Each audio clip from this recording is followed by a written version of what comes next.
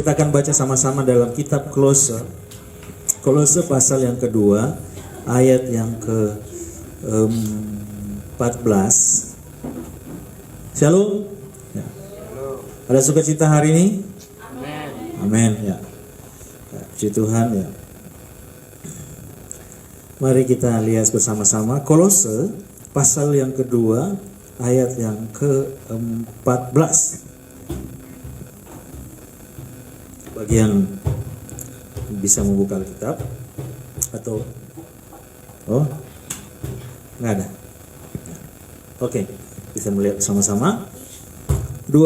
Kolose 2 ayat 14. 1, 2, 3. Dengan menghapuskan surat hutang yang oleh ketentuan hukum mendakwa dan mengancam kita, dan itu ditiadakannya dengan melakukannya pada kayu salib.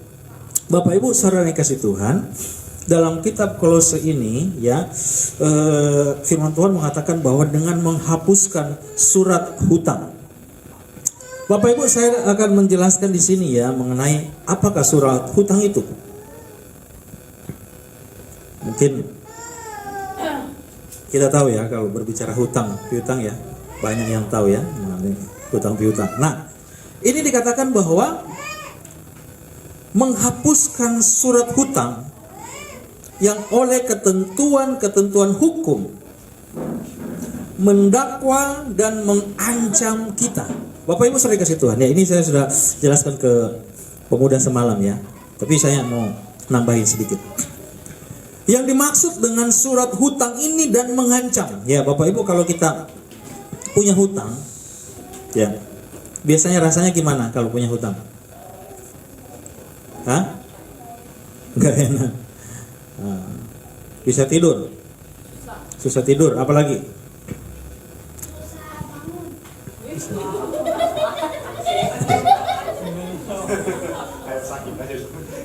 Susah bangun katanya. Nah, yang oleh ketentuan hukum mendakwa dan mengancam ya, karena ada hutang gitu. Dan itu ditiadakannya dengan melakukannya pada kayu salib. Nah, kita bisa bayangkan ketika kita sudah risau banget dengan hutang-hutang ini, tiba-tiba ada yang datang. Kenapa kamu susah tidur? Ya kan? Ini coba contoh ya. Karena kan alasan tadi, kalau punya hutang gak enak dan susah tidur. Kenapa kamu gak enak? Kenapa kamu susah tidur? Besok hutangmu sudah lunas. Apa perasaan kita? Hah? Hah? Lega, senang, apa lagi? Bahagia. Ya pokoknya luar biasa. Ya. Nah, Bapak Ibu saudara kasih Tuhan, ini artinya ya, tapi nanti ada ayat sebentar yang akan kita lihat. Dan itu ya, maksudnya begini, hutang-hutang itu dihapus oleh Yesus di mana? Di kayu salib, ya. Dan itu ditiadakannya dengan menaklukkannya pada kayu salib. Makanya saya sering bilang kepada kita semua bahwa begini, kalau kita merayakan Jumat Agung, ya, kita tidak usah datang ke ibadah atau ke gereja dengan sedih gitu, maksudnya gak usah menangisi kematian Yesus.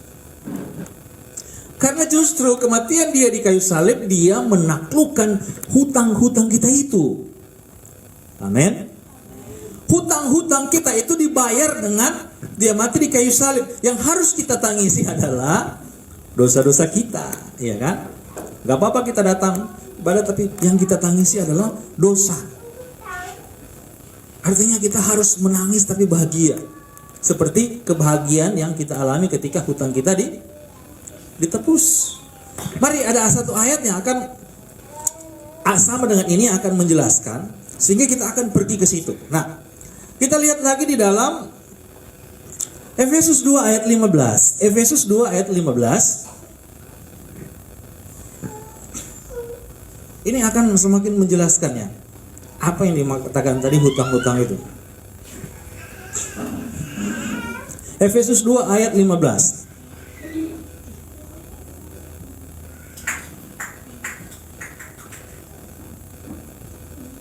Efesus 2 ayat 15. Sudah? Oh, mantap. Mari kita baca sama-sama. 1, 2, 3. Sebab dengan matinya sebagai manusia, ia telah membatalkan hukum Taurat dengan segala perintah dan ketentuannya, untuk menciptakan keduanya menjadi satu manusia baru di dalam dirinya, dan dengan itu mengadakan damai sejahtera. Makanya Yesus itu Raja Damai. Kalau dia datang, ada damai sejahtera. Amin. Ya kan? Makanya kita harus paksa supaya Yesus ada dalam kehidupan kita, supaya kita ada damai sejahtera. Amin. Nah, Bapak Ibu sudah dikasih di Tuhan. Jadi di sini jelas dikatakan bahwa yang dibatalkan adalah hutang itu. Nah, sebenarnya ini ada sangkut pautnya dengan hukum Taurat. Jadi yang dimaksud begini Bapak Ibu, hukum Taurat ini ternyata kalau kita pelajari, isi dari hukum Taurat ini ada berapa?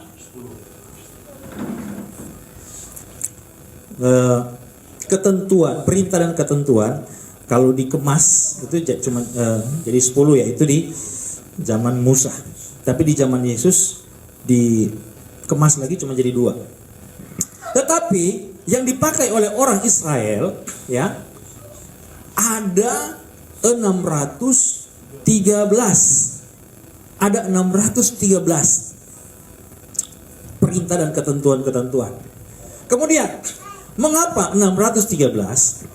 Itu terdiri dari 365 ya poin ditambah dengan 248. 365 itu berbicara hari ya. Setiap hari yang dalam satu tahun itu 365 hari. 248 itu berbicara organ tubuh kita, itu tulang-tulang, organ-organ utama itu 248. Ya. Nanti kita cek ya. Tapi ini sudah diteliti. Organ tubuh kita itu 248. Ya. Itu tulang-tulangnya itu. Itu jumlahnya 248. Terus 365 itu berbicara hari dalam setahun. 365 hari tambah 248 jadilah 613. Ketentuan atau perintah dan ketentuan dari hukum Taurat itu adalah ada 613. Jadi yang dimaksud Bapak Ibu, kalau kita tidak melakukan 613 poin ini, bisa bayangkan ya. 613 ya, hukum Taurat ini ada jumlahnya ada 613. Itu sudah ada perintah dan ketentuan-ketentuan. Kalau tidak melakukan hukum ini, mari kita lihat ayatnya. Coba Ulangan 27 ayat 26 kalau nggak salah. Ya. Nobe, tolong baca ya. Ulangan 27 ayat 26. Ulangan 27 ayat 26. Terkutuklah orang yang tidak menepati perkataan hukum Taurat ini dengan perbuatan, dan seluruh bangsa itu haruslah berkata amin. Nah, amin. Jadi pasti Bapak Ibu. Jadi kalau Bapak Ibu kalau mengatakan amin itu artinya yes, ya, pasti. Jadi kalau sesuatu yang tidak benar nggak usah diaminkan. Saya juga sebagai hamba Tuhan, saya nggak mau menyuruh orang untuk mengatakan amin pada sesuatu hal yang sesuatu yang tidak baik, misalnya begini. Kita semua akan mengalami kesusahan, jangan diaminkan ya. Ada kalau orang kan serentak langsung amin. Saya pun berusaha supaya tidak sembarang untuk mengajak untuk merespon dengan kata amin. Tapi kalau saya bilang begini, saya yakin dan percaya kita semua diberkati Tuhan, amin. Nah itu langsung amin saja, ya kan. Tapi anak-anaknya kita semua akan mati dengan membawa dosa kita. Jangan dibilang amin. Nah, firman Tuhan tadi dikatakan, soalnya itu memang ada artinya Bapak Ibu. Coba baca lagi yang tadi Ulangan 27 ayat 26. Terkutuklah orang yang tidak menepati perkataan hukum Taurat ini dengan perbuatan, dan seluruh bangsa itu haruslah berkata, amin. Amin. Ya. Terkutuk. Amin. Terkutuk siapa yang tidak melakukannya apa? Yang tadi. Ada berapa tadi? 613. Kita bisa bayangkan. Semua aturan-aturan itu, ya itu mungkin sampai sekarang masih ada di orang Yahudi gitu. Mereka harus memperhatikan itu. Ya. Mereka harus detail. Makanya ada ahli Taurat itu. Kalau kita dengar ahli Taurat itu mungkin identik dengan orang-orang Farisi ya. Mengerti apa kitab-kitab ini, ahli-ahli kitab. Nah, ternyata kalau kita tidak bisa melakukan hukum Taurat, kita apa? Terkutuk ya. Terkutuk orang yang tidak melakukan hukum Taurat, dan dikatakan amin, pasti terkutuk. Ini firman Tuhan. Pasti terkutuk orang yang tidak bisa melakukan hukum Taurat. Nah, Bapak Ibu saudara kasih Tuhan, kita bisa bayangkan perintah dan ketentuan, aturan-aturan yang sebanyak itu, 613 itu. Ya. Setiap hari, ya. Makanya mereka harus baca setiap hari. Ketentuan ini jangan sampai dilanggar. Nah, Bapak Ibu saudara kasih Tuhan, firman Tuhan mengatakan bahwa tidak ada satu manusia pun yang tidak berdosa. Artinya semua manusia itu sudah berdosa. Kita bisa bayangkan ya. Kita ini yang keturunan dari Adam sudah berdosa.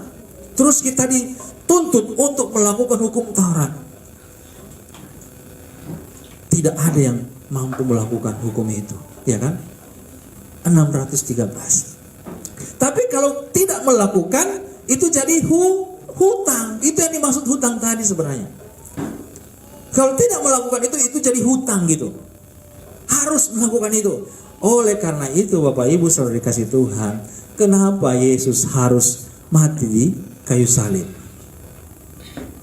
Kira-kira kita sudah bisa mengerti kenapa dia harus mati di kayu salib? Karena dia menggantikan kita, ya kan?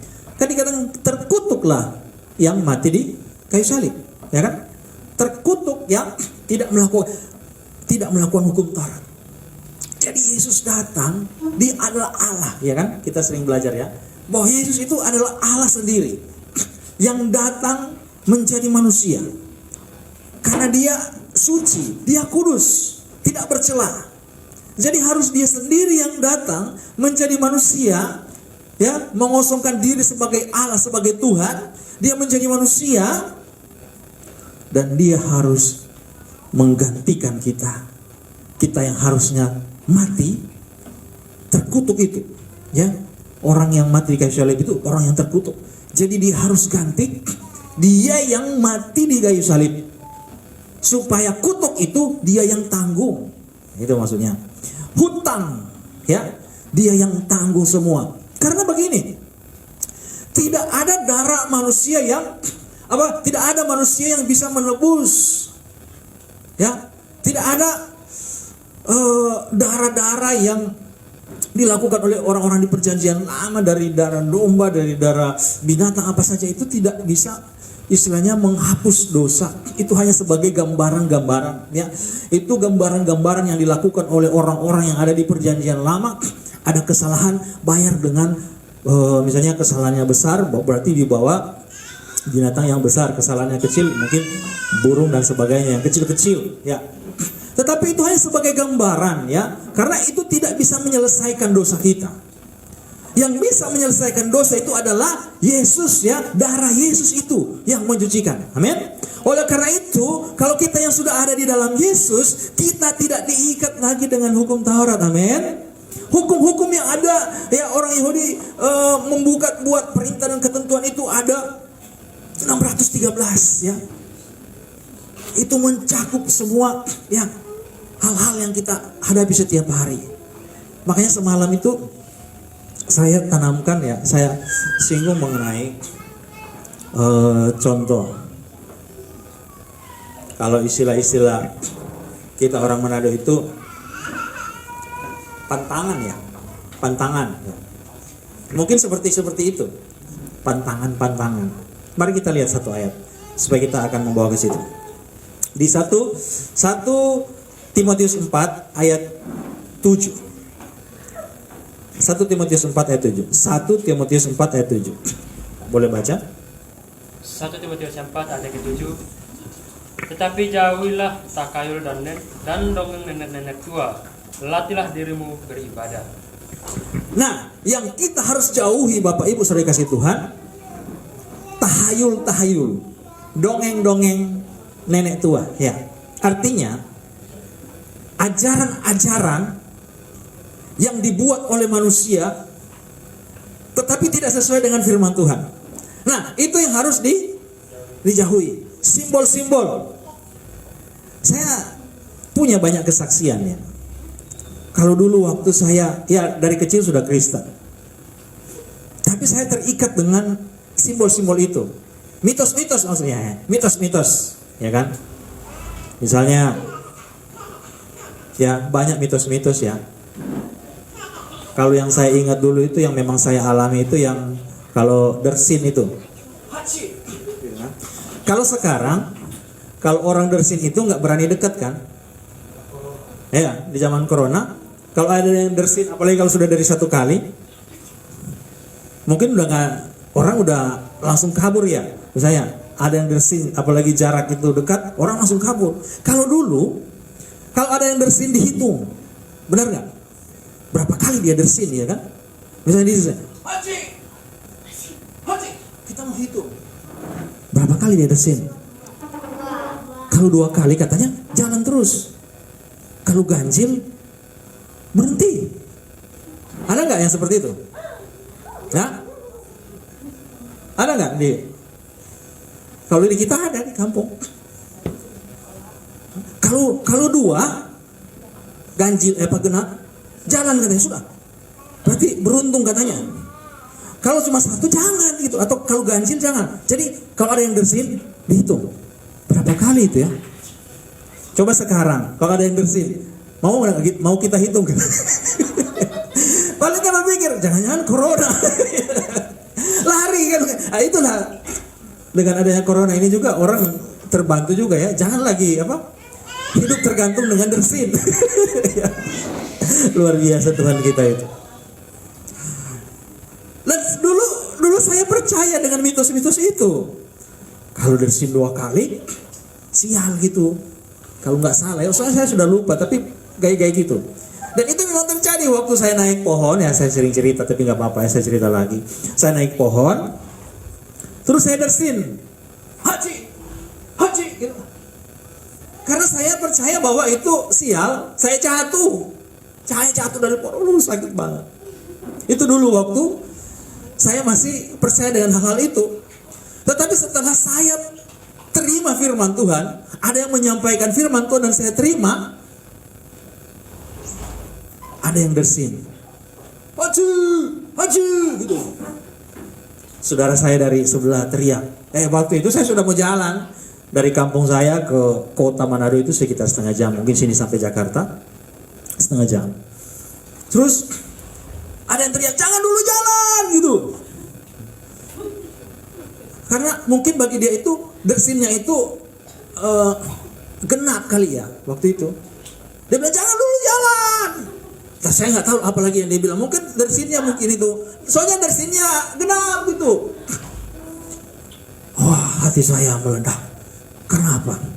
Saya bilang, saya punya Yesus. Saya punya Tuhan yang Maha Kuasa. Saya jalan dalam nama Yesus. Saya percaya perjalanan saya diberkati Tuhan. Saya percaya perjalanan saya Tuhan tolong. Benar. Pulang saya malah diberkati. Ya kan? Kita harus tinggalkan hal yang seperti itu Bapak Ibu kalau kita mau diberkati oleh Tuhan. Artinya kepercayaan kita kepada firman Tuhan, kepada Yesus saja. Amin. Dan ini juga yang dikatakan Yesus tadi. Hal-hal yang seperti hukum Taurat, ketentuan-ketentuan terkait banyak semua itu ditulis Bapak Ibu. Termasuk harus cuci kaki. Ya. Cuci tangan, ya, apalagi banyak sekali 613 nanti satu waktu kita belajar anak pemuda remaja kita telusuri ada di HP saya cuma di HP itu sih. nggak boleh ini, nggak boleh itu. Bahkan mungkin nggak boleh makan paha ini, ya. Karena waktu itu Yakub bergulat dengan Tuhan dan dia jadi pincang, ini nggak boleh dimakan pangkal paha. Yang saya ingat, ya, itu banyak sekali. Apalagi dulu sunat, ya kan? Harus sunat. Terus menguduskan hari Sabat, artinya yang dikuduskan hanya hari Sabat. Terus harus berkiblat atau menghadap ke Yerusalem. Apalagi masih banyak, ya, hukum Taurat. Terus bagaimana dengan kita saat ini? Ya, kita sekarang kan tidak diajarkan untuk berkiblat. Misalnya yang gini kan, kalau berkiblat saya pun harus sama-sama menghadap ke sana gitu kan.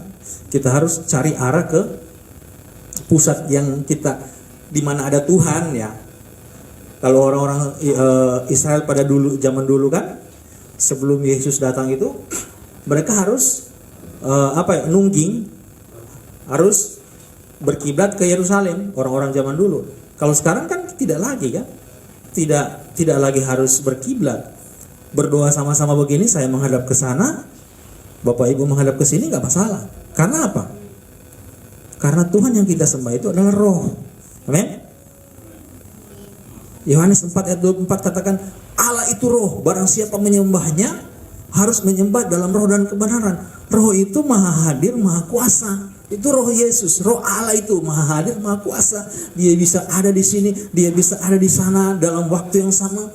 Misalnya kita beribadah seperti ini, dia bisa ada di sini. Dia bisa ada untuk saudara-saudara kita yang di kampung, ya. Dia bisa ada di sekitar-sekitar sini, orang-orang yang beribadah. Dia maha kuasa, maha hadir. Rohnya itu satu.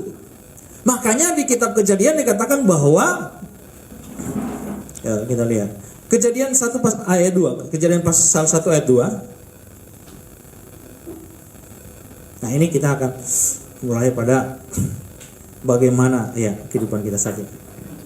Kejadian pasal 1 ayat 2. Ya, baca. Kejadian pasal 1 ayat yang kedua. Bumi belum berbentuk dan kosong, gelap gulita menutupi samudra raya, dan roh Allah melayang-layang di atas. Roh Allah, ya, roh Allah itu, ya, dia sendiri, ya, melayang-layang di udara. Dia berkuasa, ya, tidak bisa dibatasi. Namanya roh, gitu. Dia maha kuasa, jadi dia bisa ada di sini.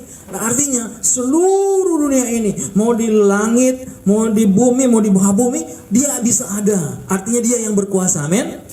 Dia bisa berkuasa, bahkan dia bisa berkuasa dulu, ya, sekarang dan selama-lamanya. Dialah Allah yang kita sembah, dialah Yesus Kristus, amin. Oleh karena itu Bapak Ibu, ya, saudara yang dikasih Tuhan, kita harus bangga sebenarnya memiliki Yesus. Termasuk dia yang menghapus hutang kita dengan dia mati di kayu salib. Amin. Nah, kita akan sedikit kembali lagi, ya, melihat mengenai hukum Taurat itu, supaya kita mengerti. 2 Tawarik 25 ayat 4. Nobe aja baca, ya. 2 Tawarik 25 ayat 4. 2 Tawarik 25 ayat yang keempat.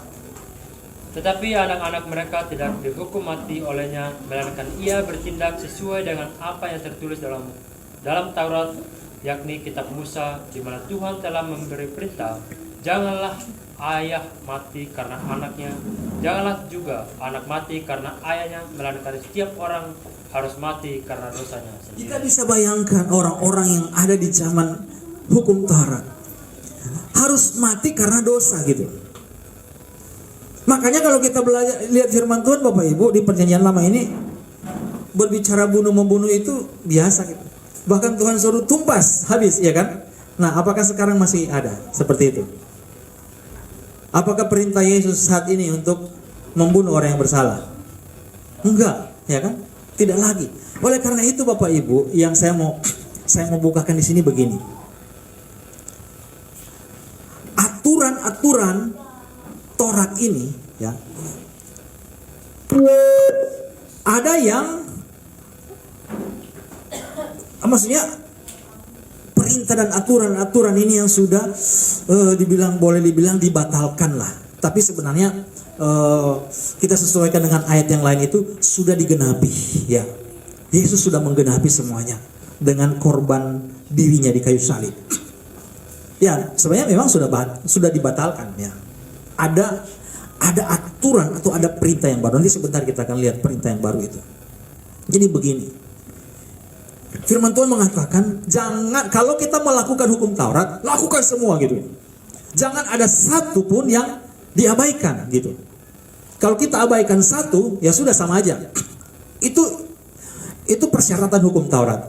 Kita harus lakukan semua itu. Yang banyak sekali tadi itu 613. Nah, jadi pilihan bagi kita sekarang. Kita mau melakukan hukum Taurat, mau sampai di hukum Taurat, atau kita mau terima Yesus, melakukan perintah Yesus. Kita mau pilih mana Bapak Ibu? Hah? Mau lakukan hukum Taurat atau mau pilih melakukan perintah Yesus? Udah pasti Yesus lah, ya kan? Makanya dikatakan itu sudah dibatalkan gitu. Termasuk siapa di sini yang pernah baca di firman Tuhan tidak boleh makan babi? Pernah baca di Alkitab? Ya? Tidak boleh makan apa lagi? Yang pokoknya binatang yang tidak boleh makan ini, banyak sekali. Itu aturan hukum Taurat, ya kan? Tidak boleh ini, larangan-larangan. Nah, contoh saja, makan babi hutan segala macam tidak boleh. Yang kelelawar itu juga tidak boleh. Untuk aturan hukum Taurat. Sekarang kita makan babi nggak? Makan kelelawar nggak? Hah? Makan. Rasanya gimana? Nah.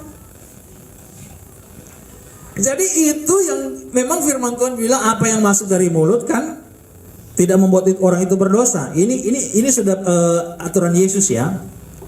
Apa yang masuk mulut ujung-ujungnya ke jamban juga. Yang dosa itu kan apa yang di hati dan keluar di mulut. Perkataan-perkataan yang kalau saya ajarkan ke anak-anak TK, perkataan-perkataan yang jorok ya. Itu sudah nggak boleh. Misalnya nih, kalau B2 masuk ke dalam, itu nggak dosa.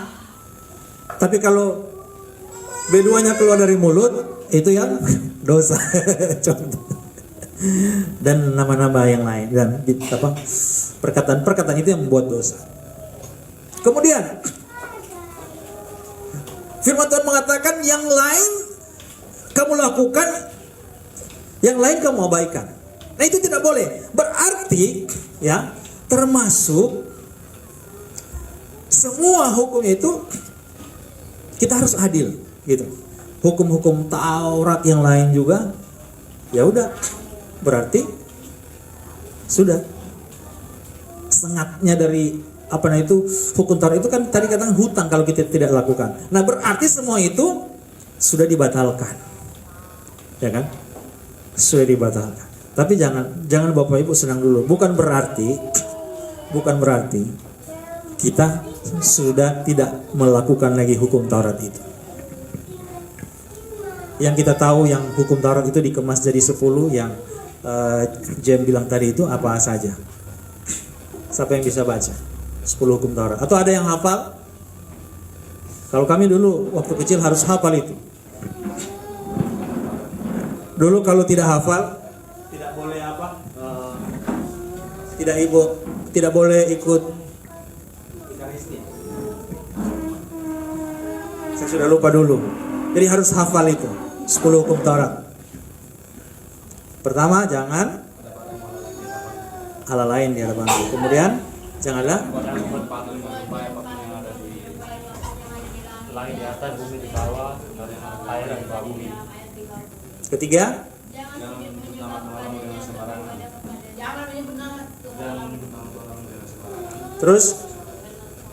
Terus berapa lagi? Ingatlah dan putuskan hari Sabat. 4 itu ya. Terus yang kelima, Masalah ilmu supaya kalian dulu di tangan yang berikan. 6, Jangan membunuh, jangan mencuri kayaknya. Terus, terus jangan berdusta. Terus jangan berdusta ada kan? Nah, kita pernah berdusta nggak? Apalagi? Jangan begini rumah kamu Bagi sesama. atau hambanya. Nah, jadi hukum Taurat itu sudah dikemas di situ jadi 10. Siapa yang tidak pernah berdosa, misalnya dalam sehari tidak berdosa? Hah? Nggak ada ya? Contoh kecil, anaknya, mama minta uang, habis uang, gitu kan? Pernah nggak kita di rumah habis uang? Saya nggak yakin, Maksudnya kan orang tua bilang nggak ada uang. Kira-kira pernah nggak kita di rumah itu habis uang sama sekali? Nggak pernah. Receh pun ada kan? Gopek 200 pasti ada kan? Gopek itu mereka tahu. Jangan-jangan suka ini ya, uang papa mama suka di nggak?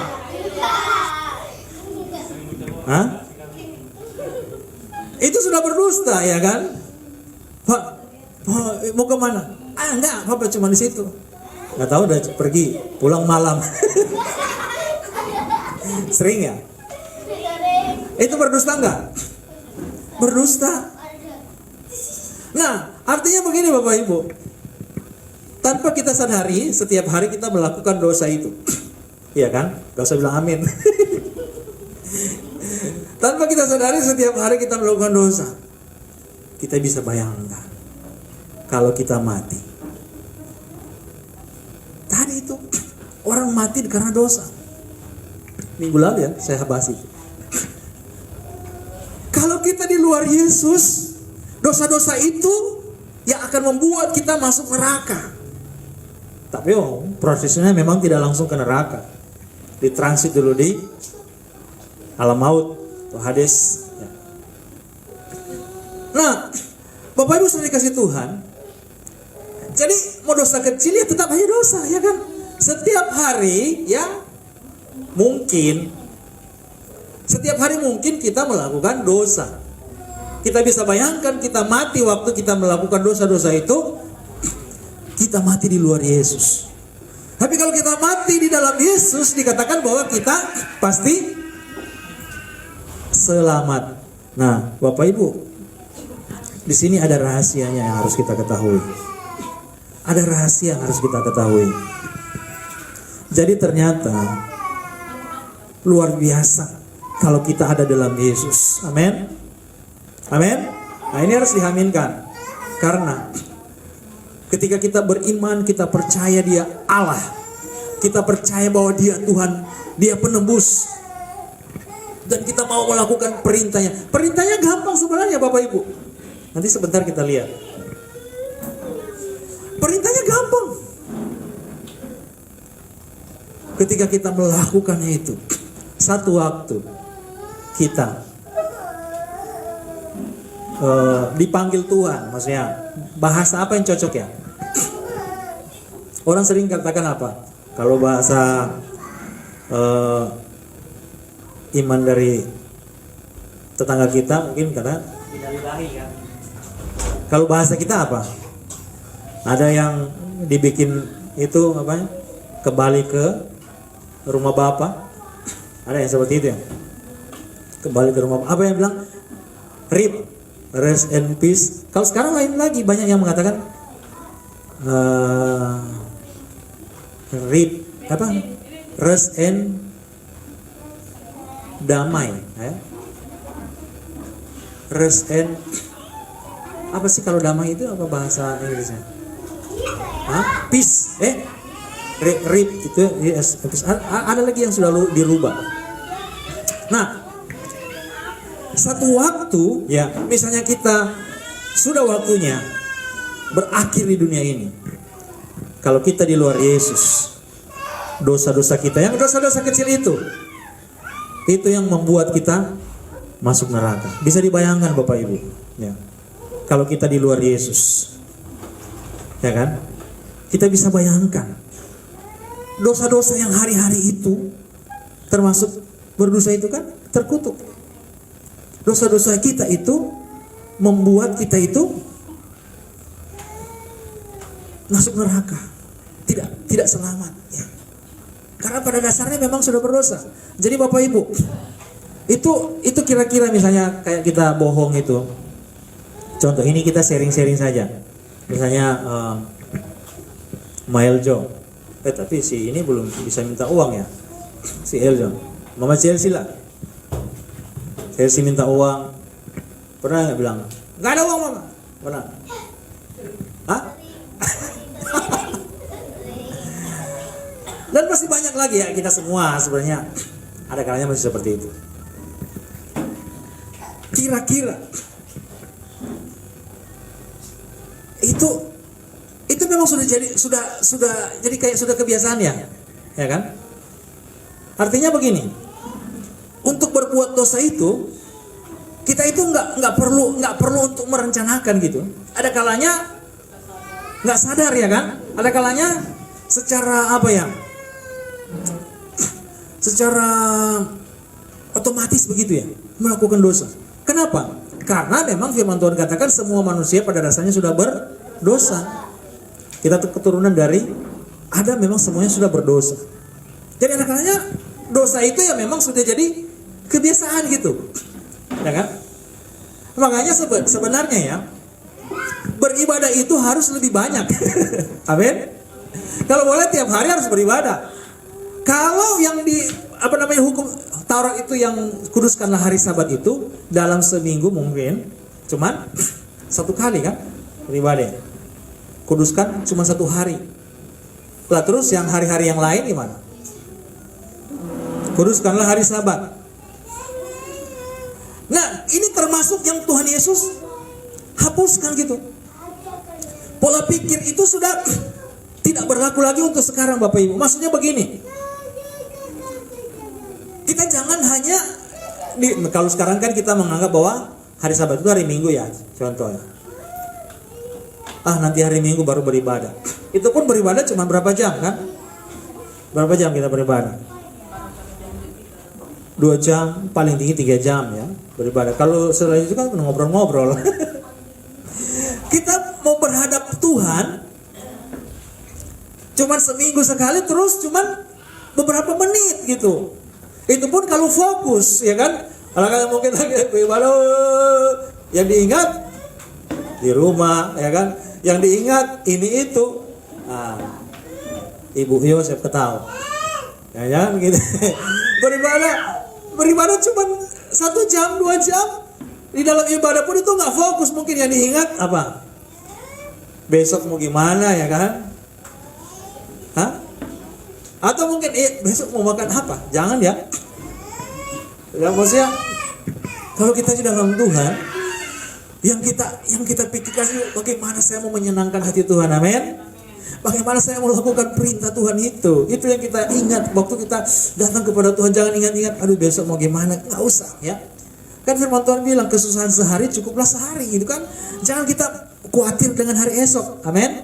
Jangan khawatir dengan hari esok. Besok itu punya kesusahan sendiri. Jangan kita sudah memikirkan besok bagaimana ya, lusa bagaimana ya, masa depan anak-anak saya bagaimana ya, ya kan? Jangan kita khawatir untuk hari-hari yang depan, tapi kita nikmati hari-hari yang kita lalui bersama dengan Yesus. Amin. Nah, kembali lagi ke tadi. Apa sih yang Tuhan perintahkan bagi kita? Dikemas jadi 2 itu. Yang hukum Taurat itu, yang 10 itu dikemas lagi. Yang 1 sampai 4 itu kasihilah Tuhan Allahmu. Terus yang kedua itu dari 5, hukum yang kelima, 6, 7, 8, 10 itu berbicara kasihilah sesamamu manusia. Ya. Jadi 2. Ada orang ahli Taurat bertanya begini, Tuhan, mereka bertanya, ya saya lupa kalau mereka menyebut Tuhan apa. Sebutkanlah apa yang terutama gitu. Orang ahli Taurat gitu. Yesus cuma bilang yang terutama adalah kasih Tuhan. Kemudian yang sama dengan itu yaitu kasihilah sesama manusia.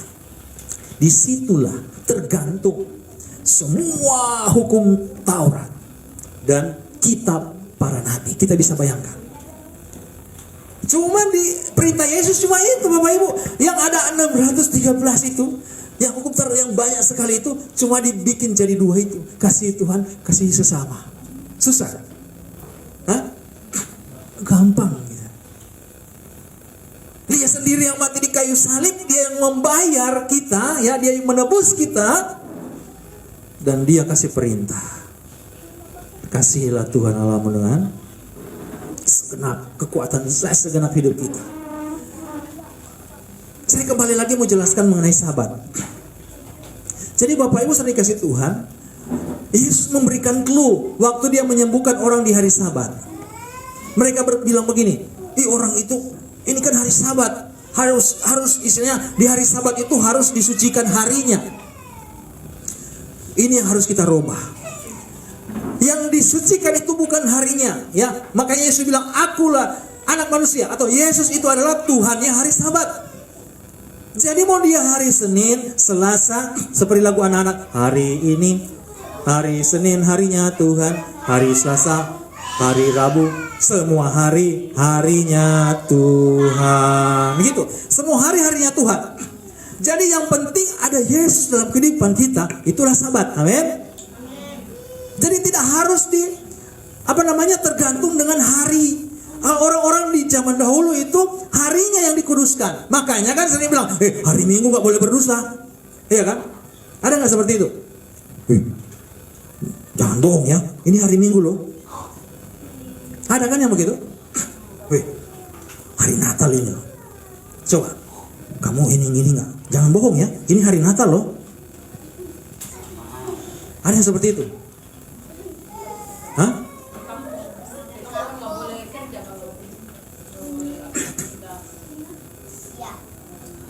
Tapi yang terutama di sini begini Bapak Ibu ya. Bukan karena hari Natalnya, bukan karena hari Paskahnya, bukan karena hari Minggunya sehingga kita tidak boleh melakukan dosa. Ya setiap hari, amin. Itu perintah Yesus gitu. Jadi kuncinya begini Bapak Ibu, semuanya hukum Taurat itu disempurnakan di dalam Yesus, amin. Itu intinya, ya. Semua hukum Taurat itu disempurnakan. Yang dimaksud dia membatalkan itu dia menggenapi dengan kematiannya di kayu salib. Yang dimaksud dengan dia membatalkan itu adalah dia menyempurnakan. Jadi kita sebenarnya sekarang kita tidak lagi diikat dengan hukum Taurat itu yang banyak, ya. Embel-embelnya nggak boleh ini, nggak boleh makan itu, harus ini, harus itu, tidak boleh. Itu tidak lagi. Tetapi kita lakukan perintah-perintah Yesus. Dan ada lagi beberapa ayat yang mengatakan begini, ya. Saya simpulkan saja, ya. Perjanjian yang lama sudah diingkari oleh bangsa Israel. Makanya Yesus, ya, makanya Tuhan itu membuat perjanjian yang baru, dan perjanjian itu tidak lagi dituliskan di dalam benda, ya, tetapi perjanjian itu tertulis di dalam hati kita. Amin. Jadi ukurannya sekarang adalah di hati kita, ya kan? Di hati kita. Kemudian, apakah hukum Taurat itu batal? Pertanyaan saya tadi kan, saya mau jawab. Contoh begini, kalau di zaman dulu membunuh baru dikatakan, nanti kalau sudah ada yang mati baru dikatakan membunuh. Kalau sekarang Bapak Ibu di zaman Yesus ini, saya bilang dia itu hukum Taurat itu disempurnakan. Kalau sekarang baru membenci sudah dikatakan membunuh. Di zaman Yesus, ya, memang kita sudah ditebus, kesamaan kasih karunia, ada keselamatan, ya, ada kepastian keselamatan. Tapi harus kita ingat juga bahwa level iman kita itu naik. Makanya ada ayat yang mengatakan bahwa kalau kita tidak lebih daripada orang-orang Farisi itu, kita tidak layak. Ada ayatnya, cuman coba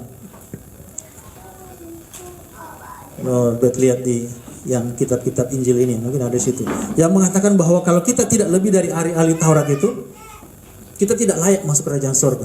Jadi begini Bapak Ibu Saudara kasih Tuhan, hukum Taurat itu artinya Yesus yang sempurnakan. Jadi misalnya nih, kalau dulu orang membunuh baru dikatakan membunuh, ya kan?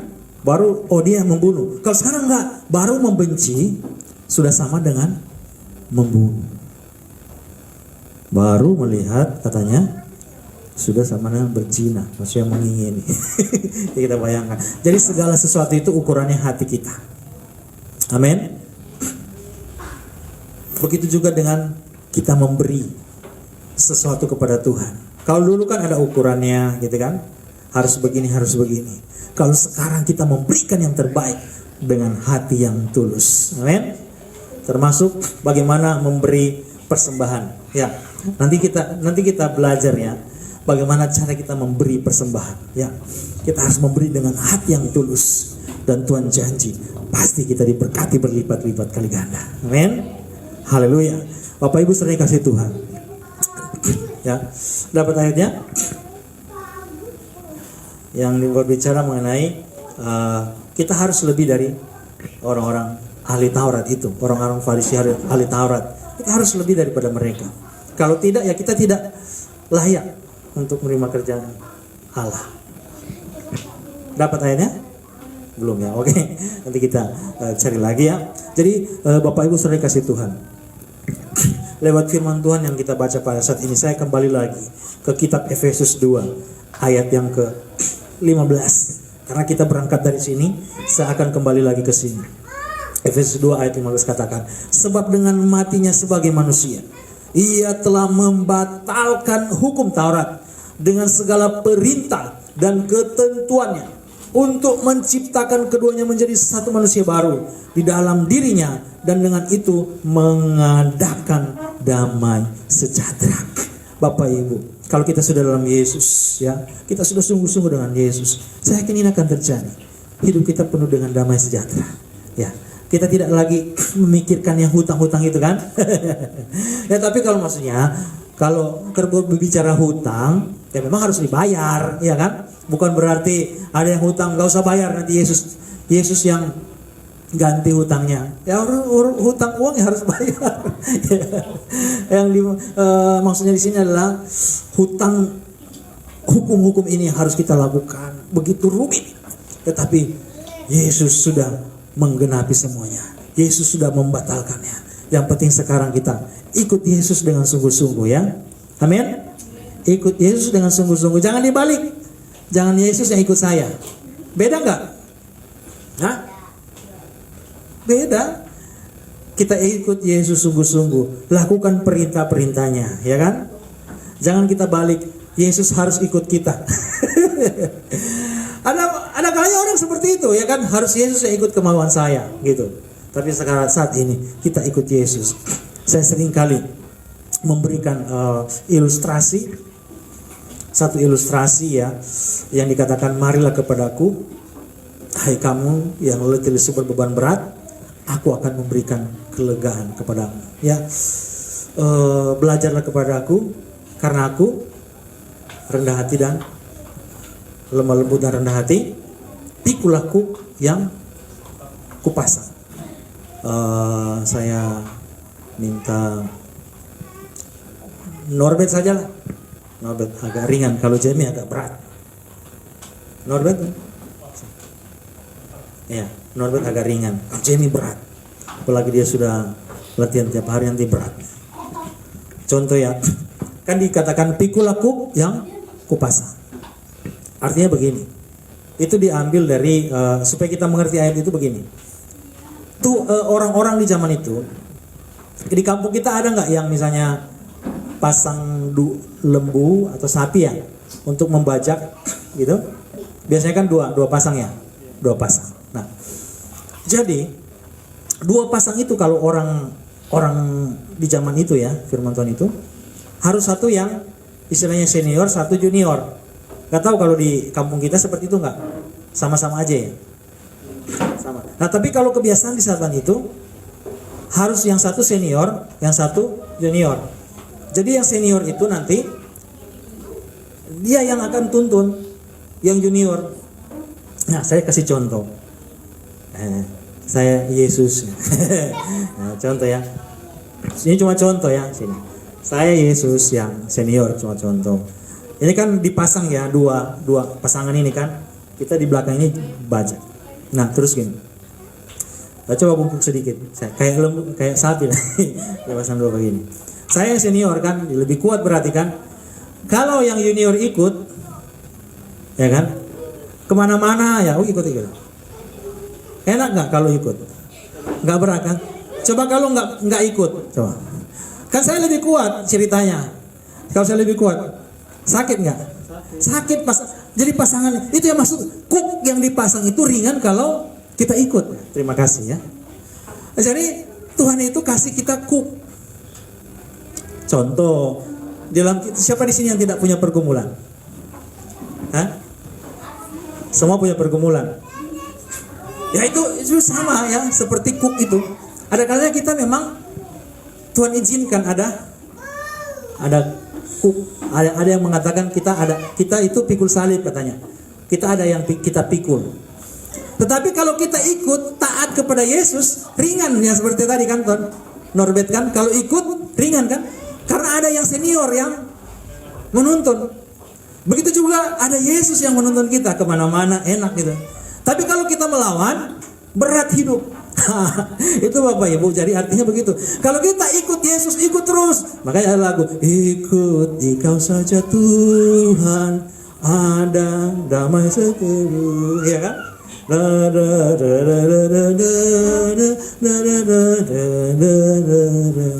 Aku hendak iring Yesus. Itu kan ada lagu itu. Ya sudah, sekarang ikut Yesus, iring Yesus. Hidup kita akan ringan, selalu ada kelegaan. Amin. Oleh karena itu Bapak Ibu saudara kasih Tuhan, fokus saja kita kepada Yesus Kristus.